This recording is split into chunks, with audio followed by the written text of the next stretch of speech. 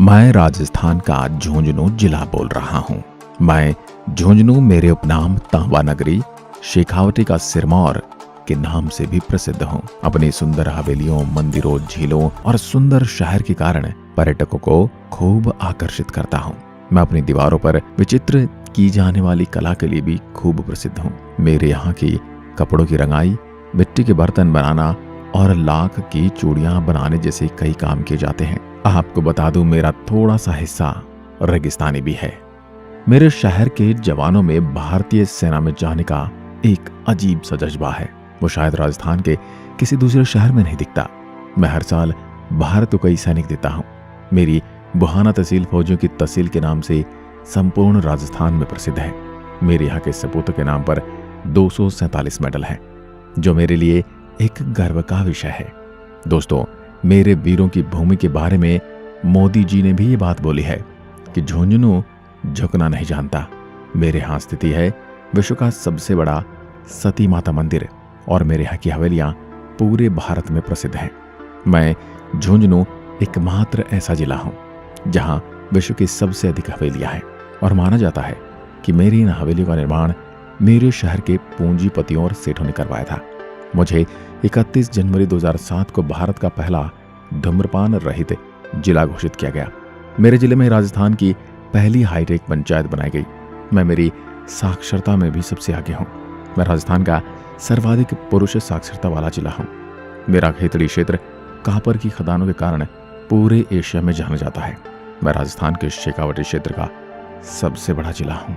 मैं झुंझुनू राजस्थान के प्रमुख शहरों से अपनी दूरी की बात करूं तो मैं राजस्थान की राजधानी जयपुर से करीब 180 किलोमीटर, बीकानेर से 220 किलोमीटर, वहीं भारत की राजधानी नई दिल्ली से 240 किलोमीटर की दूरी पर बसा हूं।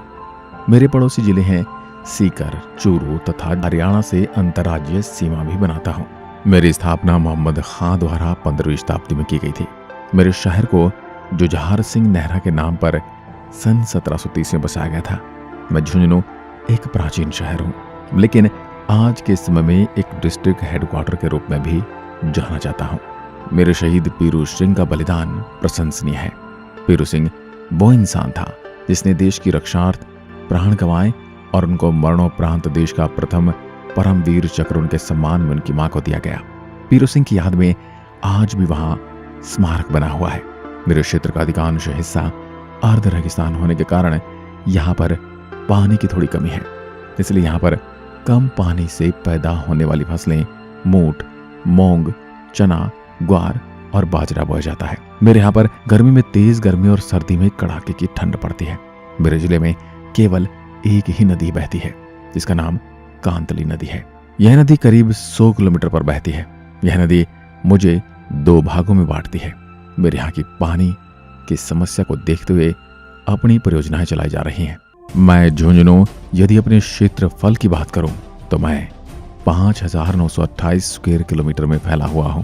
आप जब भी राजस्थान के RJ 18 नंबर की गाड़ी देखें तो समझ जाइएगा कि वो मेरे ही शहर झुंझुनू की गाड़ी है। राजस्थान का पहला निजी नर्सिंग कॉलेज मेरे ही पिलानी में स्थित है। होहोबा नामक फसल की सर्वाधिक खेती मेरे ही जिले में की जाती है।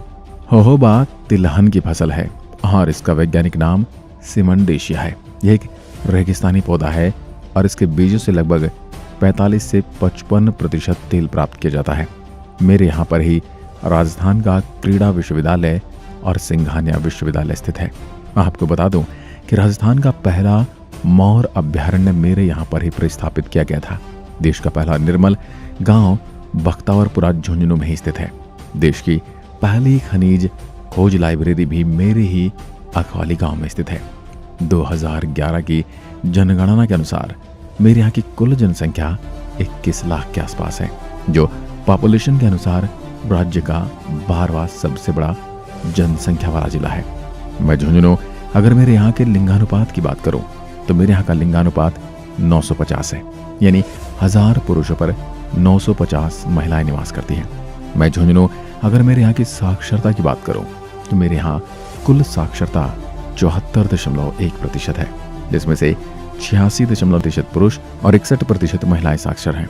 राजस्थान का पहला 55,000 लीटर पानी को गर्म करने वाला सबसे बड़ा solar water heater Birla institute में ही पिलानी कस्बे में है।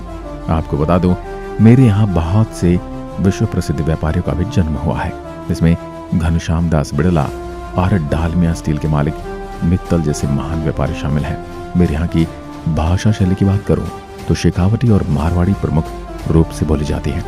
अब मैं इतिहास की बात करूं तो मुझ पर कई राजपूत राजाओं और मुस्लिम शासकों का आधिपत्य रहा। मैं एक प्राचीन शहर हूं, लेकिन अब एक जिला मुख्यालय भी हूं। मैं बहादुर सैनिक का एक शानदार निशान भी हूं। मेरी धरती पर ऐसे वीर जन्मे हैं जिन्होंने अपने देश की रक्षा के लिए अपना बलिदान दिया है। आपकी जानकारी के लिए बता दूं, मैं व्यापार मैग्नेट और उन्नत किसानों का एक जिला हूं और राजस्थान के समृद्ध जिलों में से एक हूं। मेरा अधिकांश हिस्सा अर्ध रेगिस्तान है। अरावली पर्वतमाला जैसे कि दक्षिण पूर्वी हिस्से को गले लगा रही है। विशाल और विशाल तांबे के भंडार मेरे सिंघाना और खेतड़ी उपनगरों में श्रेणियों के कटोरे में पड़े हैं। मैं शेखावटी का एक हिस्सा भी हूँ। राव शेखा के नाम पर इसे शेखावाटी कहा जाता है। राव शेखा एक महान योद्धा थे। उन्होंने दूर दूर तक अपना राज्य स्थापित किया था। उन्होंने कई वर्षों तक इस क्षेत्र पर शासन किया था। 1488 में राल वादा के पास उनका निधन हो गया। उसके बाद रोहिला खान मेरे नए नवाब बने। 280 वर्षों तक नवाबों ने मुझ पर शासन किया। रोहिला खान ने शार्दुल सिंह पर बहुत विश्वास किया था और उन्होंने उनके दीवान के रूप में काम किया था। शार्दुल सिंह बहुत साहसी और बहादुर और कुशल प्रशासक थे। इसके बाद उनके पुत्र शार्दुल सिंह व पूर्वज राव शेखा के समान ही बहादुर थे। इन्होंने मुझ पर कब्जा कर लिया था और इस पर 12 वर्षों तक शासन किया।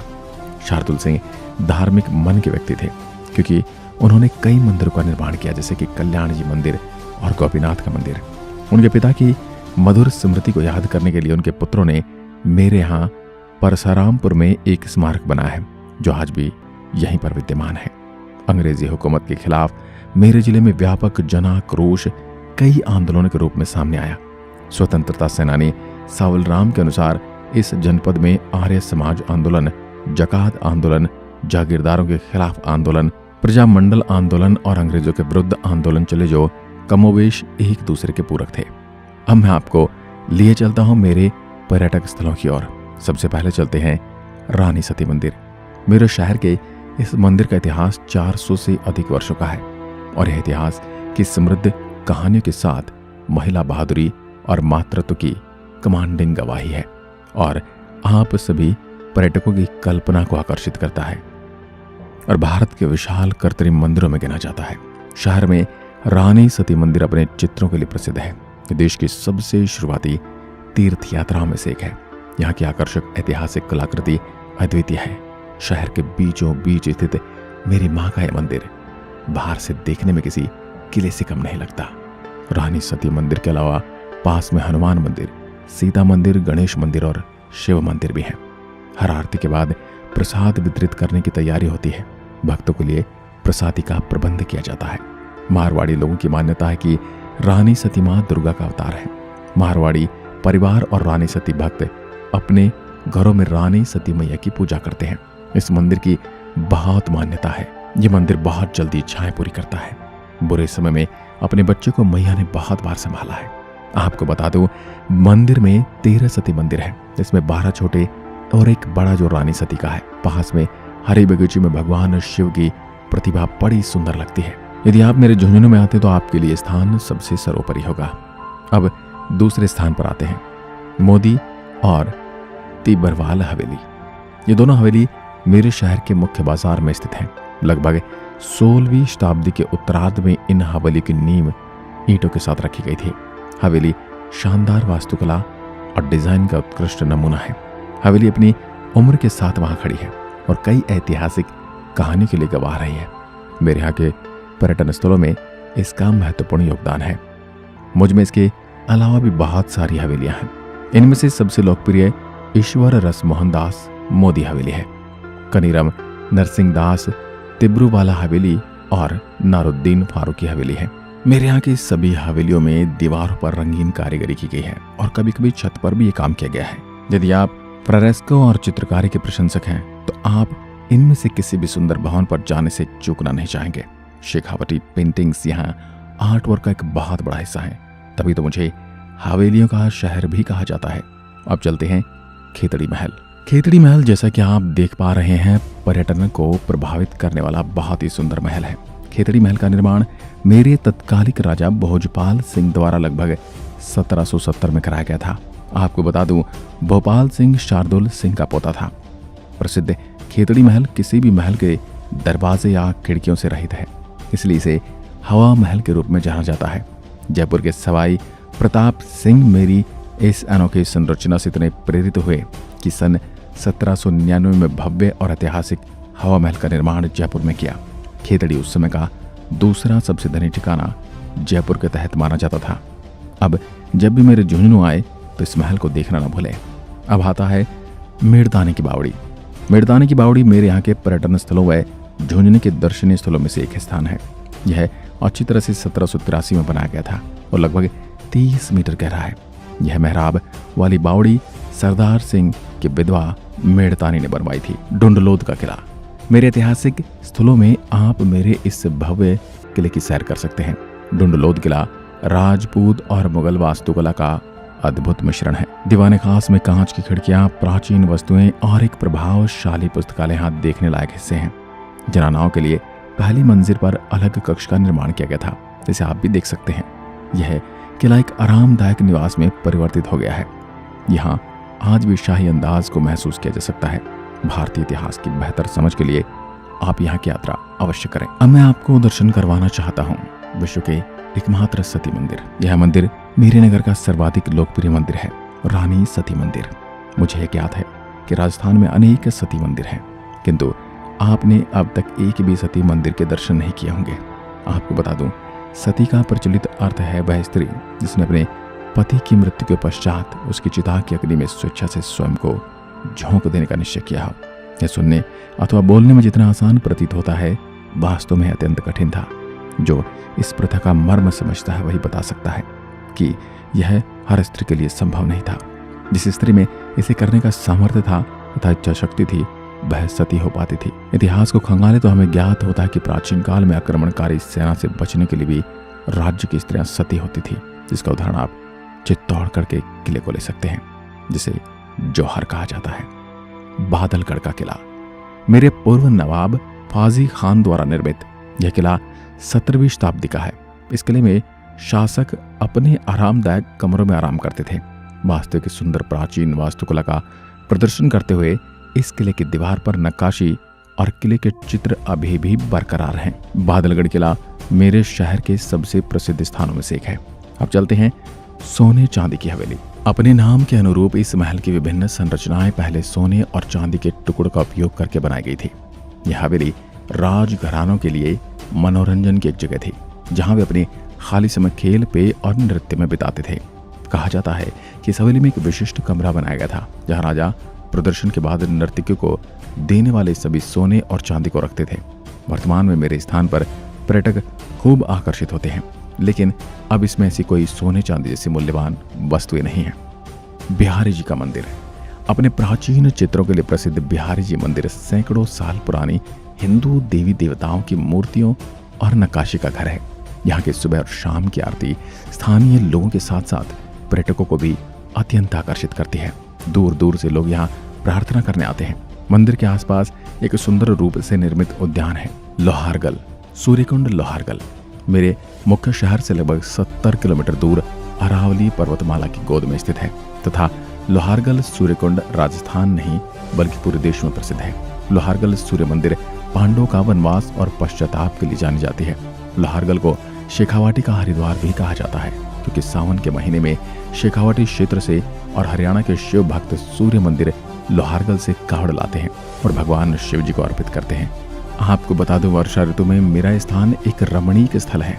वर्षा ऋतु में चारों ओर से हरियाली से लदे पेड़ पौधे और यहाँ बंदरों के समूह पेड़ों पर उछल कूद करते हुए नजर आएंगे। मेरी मानो तो आप भी एक बार यहाँ जरूर जाकर आएं। अब मैं आपको दर्शन कराता हूँ मेरे बिसाऊ में स्थित शिव मंदिर नीलकंठ महादेव मंदिर के, जहाँ 132 फीट ऊंची शिव प्रतिमा की पूजा अर्चना व जलाभिषेक भक्तों द्वारा हर साल हर्षोल्लास के साथ किया जाता है। बिसाऊ में राजस्थान की सबसे ऊंची शिव प्रतिमा मानी जाती है। शिव प्रतिमा श्रद्धालुओं के लिए आकर्षण का केंद्र बनी हुई है। बिसाऊ में नीलकंठ महादेव मंदिर में स्थित शिव प्रतिमा मेरे जिले की सबसे ऊंची प्रतिमा है। महाशिवरात्रि को तो सुबह से रात तक श्रद्धालुओं का सैलाब उमड़ता है। इन सब के अलावा भी आप मेरे कई स्थान ऐसे हैं जहां आप देखकर प्रसन्नता का अनुभव करेंगे। रामदत्त गोयंका की छतरी, खितनास हवेली, गोपीनाथ जी मंदिर, हेमराज कुलवाल हवेली, रघुनाथ मंदिर। यदि आप मेरे शहर की यात्रा करने की योजना बना रहे हैं तो आप मेरे तक रेल मार्ग, सड़क मार्ग और वायु मार्ग से पहुंच सकते हैं। जयपुर हवाई अड्डा मेरा निकटतम हवाई अड्डा है और ट्रेन से यात्रा करने वाले यात्री जयपुर जंक्शन पर पहुंच सकते हैं। जयपुर रेलवे स्टेशन से राजस्थान के अन्य प्रमुख शहरों तक पहुंचने के लिए रेल उपलब्ध रहती है। मैं झुंझुनू आपको आने के लिए आमंत्रित करता हूं।